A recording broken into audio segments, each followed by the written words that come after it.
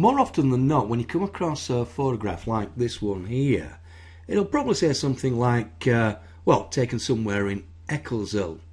Now, I like to keep a lot of reference material. That means I'm generally going around Eccleshill, taking photographs or video footage, and then with instances like this, I can use it as a comparison.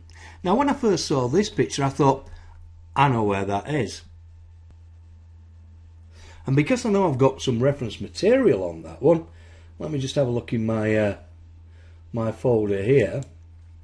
Right, I call this one Ebenezer 2. Now, if I open that up, we can see that here we are. I'll just close this one down now.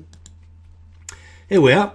We've got the same sort of shot, number 16, and there we are, it's number 16. So this is obviously Ebenezer Place, built in 1869. Or is it? Well, actually, let's have a compare, because I'm looking at this. I'll just close this down a little bit. So there we are, two places look quite similar. Similar, yes. Is that Ebenezer Place?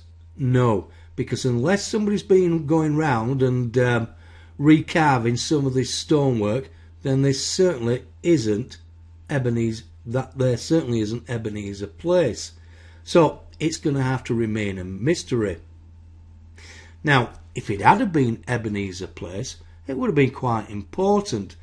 Ebenezer Place on West Street in the Undercliff section of Eccleshill, and at the end of the end of West Street, sorry, is or was. I'll just close these down and let's go over to this one. This place, that's Willie Baines on there. Now they set up Baines's Cycle Shop. Baines's Cycles, known throughout the world. In fact, you'll see some of their cycles down at the Industrial Museum at Moorside Road. And of course, there is, just here is number 16, Ebenezer Place.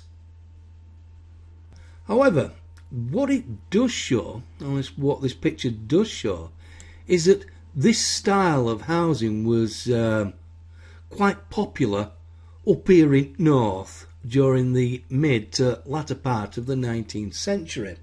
In fact, let's have a look. Here we go. This is Gaythorne Row at Bradford's Industrial Museum, and as we can see, very similar in style. So when you think about it, it could be quite a task finding out just where this photograph was actually taken. Still, we know it was somewhere in Eccleshill. I've got to admit, whenever I'm looking at photographs like this or cleaning them up, I do tend to look at the people in them and wonder what kind of life they had, who they were, things they'd done, what did they grow up to be, what have they seen. Now, Christopher Pratt, who actually took this photograph, clearly states that it was in Eccleshill. So therefore, the chances are that these people would have attended one of the many carnivals that took place there. In fact, the carnival, Eccleshill Carnival, used to start in the Undercliff section. Now let me just have a look, find another photo. Yeah, Eccleshill Carnival basically started off in this street here, Airedale Street.